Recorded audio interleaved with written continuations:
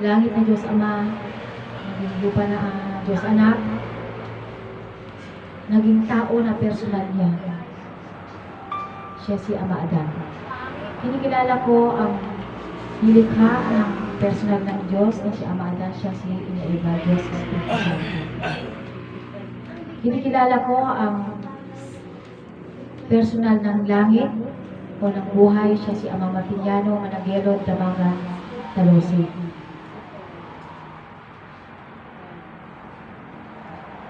Kinikilala ko ang personal ng lupa, siya si Inay Maria Conchita Santiago Ilagan. Sila po, Ama Martiniano at Inay Conchita, sila po ang demonstra ng ni Ama Adan at Ina Eva. Kinikilala ko ang hinihintay nating lahat, Ama at Ina ng buong mundo, na sila po ang nagbigay sa atin ng buhay at katawan, na sila din po ang magbibigay sa atin na walang hanggang buhay at walang hanggang kaginhawaan nating lahat.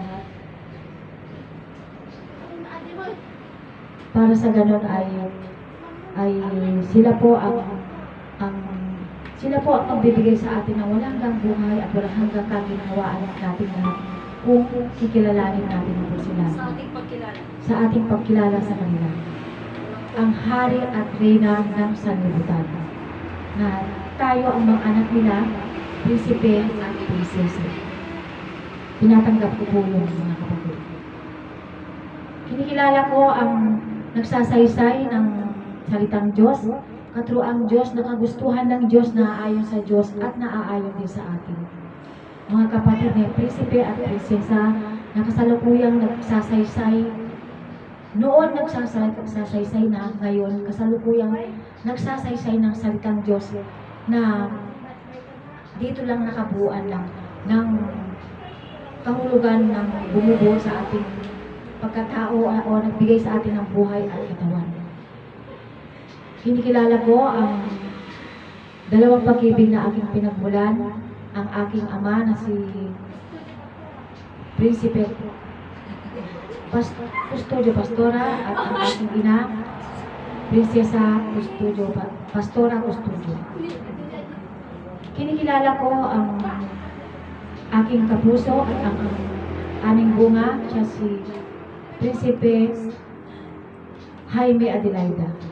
Ako po ang inyong kapatid, Prinsesa Adelaida Jaime, na ipinanganak at nakatira sa District Number 1 Reyna Mercedes Isabela, na nandito ngayon sa Motherland sa Jerusalem, Barangay San Manuel, Naginlan, Isabela, Cagayan Valley, Region 2, Philippines, na mag-practice, magsaysay kung ano at sino ang Diyos na bumubuhay sa ating lahat at kung paano ko maililigtas ang aking sarili sa kapahamakan para sa buhay na walang hanggan at walang hanggang kaginhawaan ng nating lahat, na kung kayo ng mga nakikinig ay matanggap nyo, makilala nyo itong kadurang ito na ipinapahiwatig namin, ay isa rin kayo sa maliligtas sa kapahamakan para sa buhay na walang hanggan at walang hanggang kaginhawaan nating lahat, na magkakasama tayong lahat kasi magkakapatid tayo. Yun po, mga kapatid. Ang alam ko, Prinsesa, yung pahiwatig is na kaya hindi diretsang ginagawa. Sabi ka. Kasi hindi ka naman nagpapahiwatig, nagpapaliwanag ka. Nagpapahiwatig at nagpapaliwanag. Salamat ka po. Yun po, mga kapatid. Pinapaliwanag po namin dito, simple lang naman, mga kapatid. Simple lang na hindi ako magbabasa para hindi ko parang telenovela na gumawa ako ng kwento o gumawa ako ng dula-dulaan para kagaya ng guest speaker, meron silang basihan na sasabihin nila. Ito po'y hango sa aking pangunawa at pagkaintindi tungkol sa kinikilala naming Diyos, kinikilala kong Diyos na kung wala ang personal ng langit at lupa, wala akong ipaliwanag din sa inyo. Wala kaming mga kapatid ninyo na ipaliwanag sa inyo na kung ano at sino ang bumubuhay sa ating lahat. Napakasimple lang, mga kapatid, Hindi mo naman kailangan isulat pa kasi pag isulat mo at i-memorize mo, makakalimutan mo. Pero andito na sa personal natin. Andito na sa creation. Nakikita God Almighty na siya po yung liwanag. Na siya po yung liwanag. O yan, nakikita ng dalawang mata natin.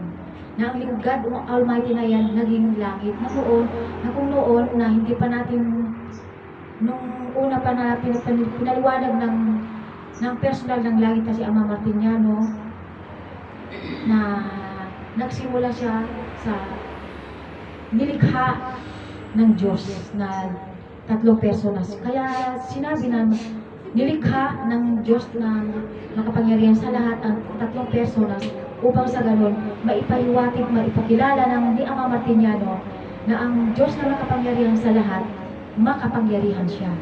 Bakit siya makapangyarihan, mga kapatid? Sapagkat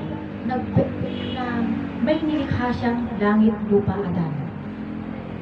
At ngayon, tumaas na ang angkas ng kaalaman dito sa motherland.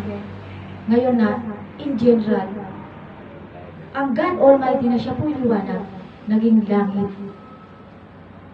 Sa creation, ang langit na siya ang itong bubong natin, lupa na ito pong sahig natin na nakabuuan ng ating katawan.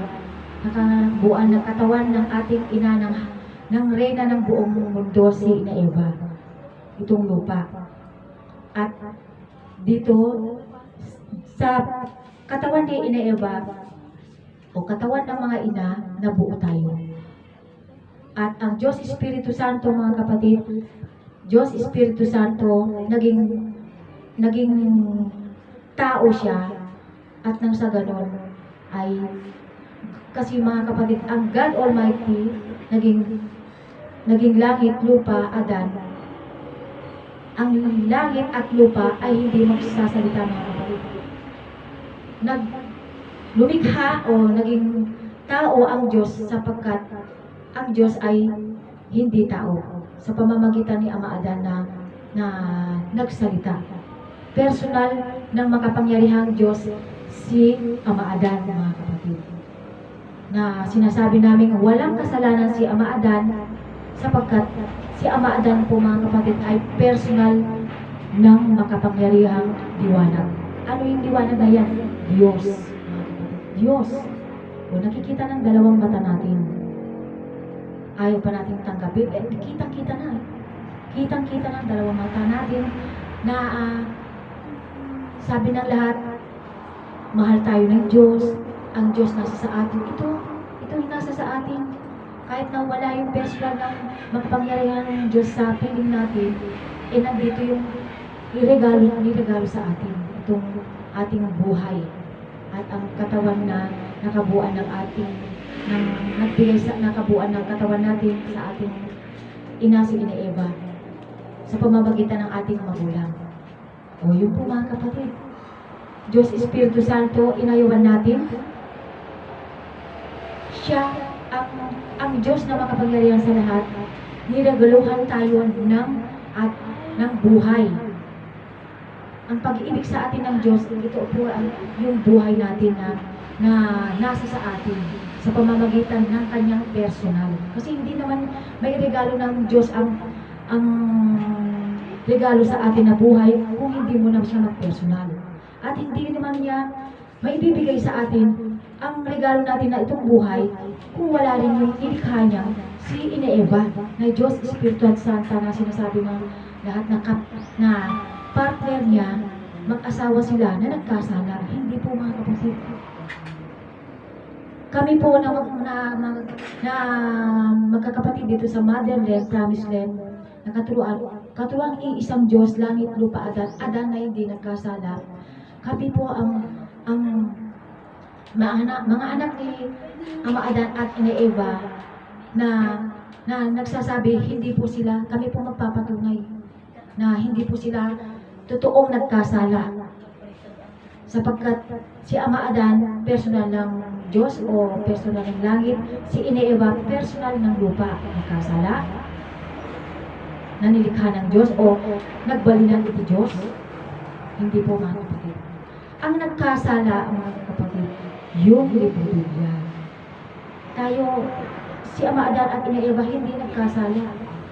Kaya nga ganito ang nangyayari sa paligid natin, ganito na. Kasi yun ang pinaniwalaan natin, yung Diyos na manghuhukom, sisirain ka daw muna bago ka bubuhayin muli. O gusto mo ba yun? Eh dito sa katulong ito, direct to the point, forever, hindi ka muna dadaan sa kamatayan, kundi forever, walang kamatayan. Kasi ang Diyos, mga kapatid, walang hanggan. Kaya walang hanggan din ang buhay natin. Kasi walang hanggan ang Diyos na makapangyarihan sa lahat, naging tao. Ama Adan at Ina Eva na kasama niya na nilikha ni Ama Adan. Kung magkakasala, sila po ang hari at reyna. Hari at reyna, perfect yan. Diyos nagkatawang tao. Langit at lupa nagkatawang tao sa pamamagitan ni Ama Adan at Ina Eva. O diba? Sila ang bumubuhay sa atin. Diyos na makapangyarihan sa lahat, naging langit o bumubuhay. Paano bumubuhay sa atin ang langit? Na ibig sabihin ng langit ay mga kapatid, ito po yung buhay natin na regalo o pag-ibig ng Diyos sa atin. Sa pamamagitan ng personal niya o iniregalo niya ang buhay sa pamamagitan na ibinigay niya kay Ina Eva na nakabuuan naman ng katawan natin kay Ina Eva sa pamamagitan ng ating magulang. O, yun, sila po ang bumubuhay sa ating langit na siya itong buhay natin, lupa na siya po itong nakabuuan ng ating ina. At dito tayo nabubuhay. O, di ba? Diyos, Espiritu Santo, Ama Adan. Kung wala si Ama Adan, personal ng Diyos, hindi tayo nabuhay din. Kasi walang magbibigay ng buhay kay Ina Eva na kasama niya ng pamilya. O, di ba? Ama at ina. Na dito po sa katulungan ito, ama at ina. Ibig sabihin, ng pagka-Kristiyano natin, tayo ang tunay na Kristiyano. Kasi ang ibig sabihin ng Kristiyano, mga kapatid, pamilya, nagpamilya ang makapangyarihang Diyos. Sa pamamagitan ng personal ng Diyos, si Ama Adan, at nilikha ni Ama Adan ang babae, si Ina Eva, upang sa ganun ay makapagpamilya. Tayo ng kabuuan. Kaya lang wala ang magulang natin kasi inayuhan natin. Lahat ng tao ayaw kay Ama Adan at Ina Eva dahil lang sa libro Biblia. Dahil lang sa libro Biblia na lang yan na pinaniwalaan natin lahat.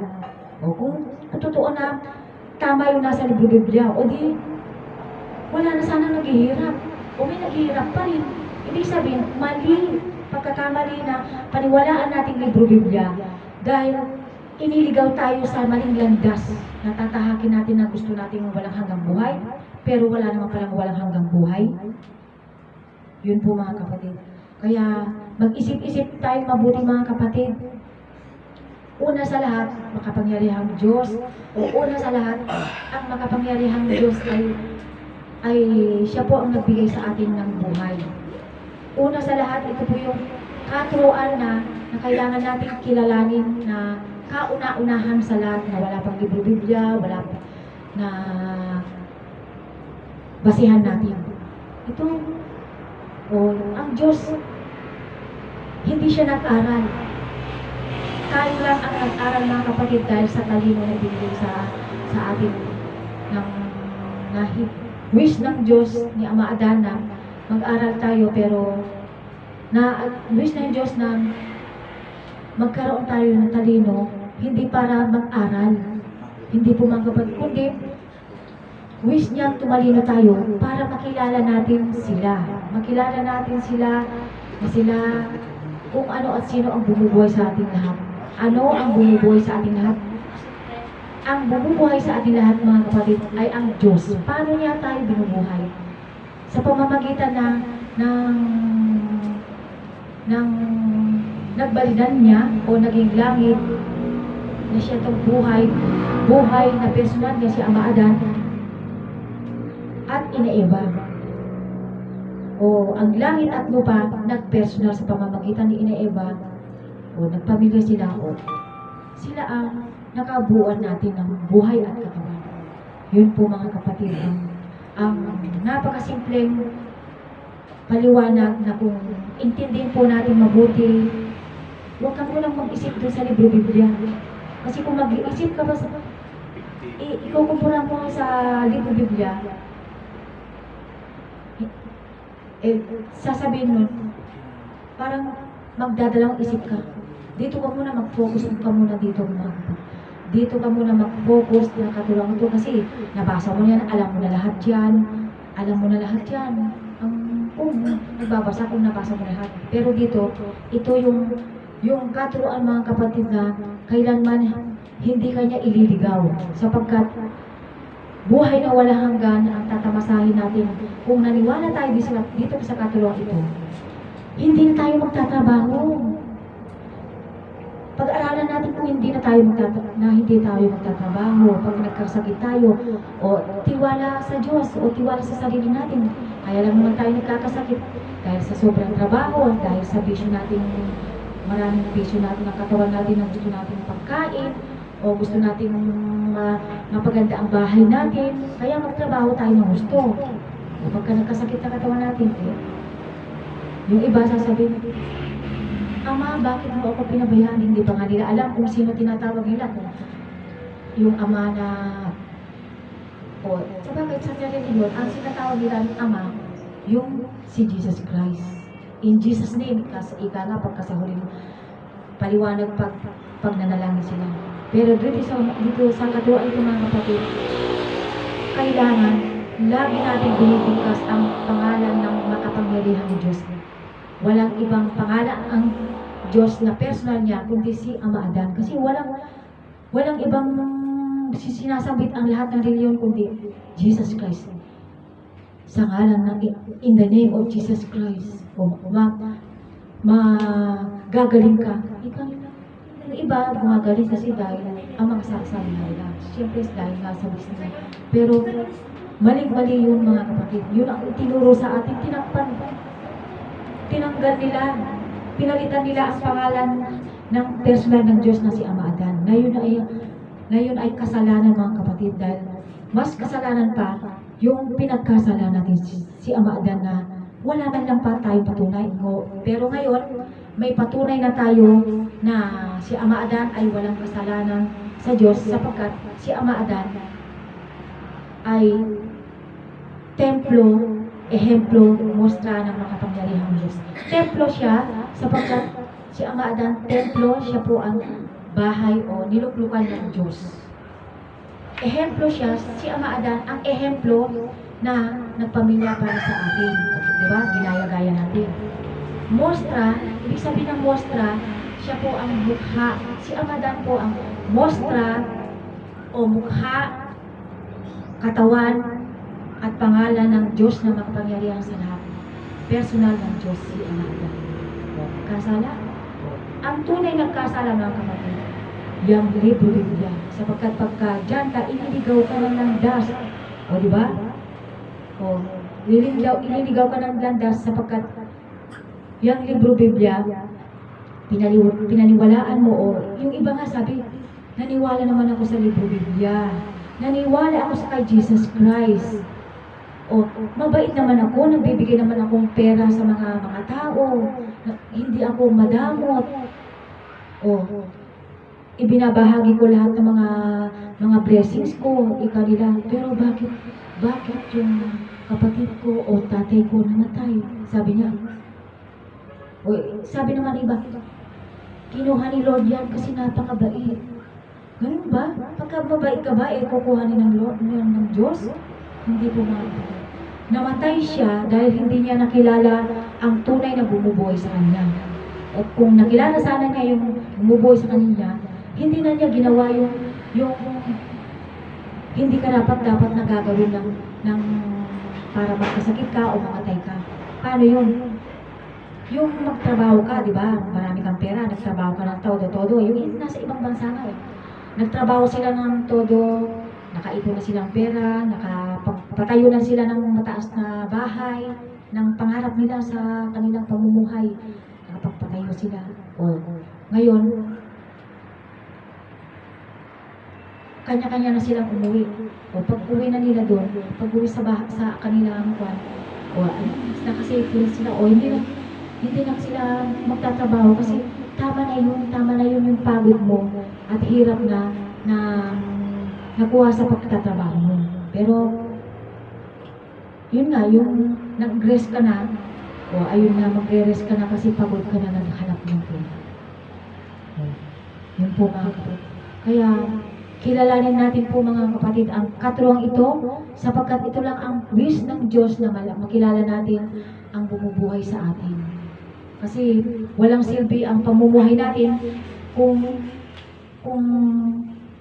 ibang Diyos ang binabanggit natin.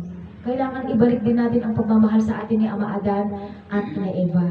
Kasi ang buhay natin galing sa kanila. Balikan natin. Balikan natin. Kasi ang pagmamahal sa atin ng Diyos, di ba, binigyan tayo ng pagmamahal kung buhay natin ang katawan. Kasi, kaya, ang ibalik natin sa kanila, pagmamahal din, paano natin ibalik ang pagmamahal sa kanila, kundi ang pagkilala sa kanila. Na tunay na Diyos, tunay na tao, na bumubuhay sa atin, nagbigay buhay, at magbibigay sa atin na walang hanggang buhay, at walang hanggang kaginhawaan natin lahat. Kaya nga nagpapasalamat ako kay Ama Martiniano at Inay Conchita. Binigyan tayo ng chance ng Diyos na malaman at makilala ang tunay na bumubuhay sa atin. At nang sa ganun, hindi tayo makasali dyan sa bunga ng kasalanan natin na ngayong mga pangyayari.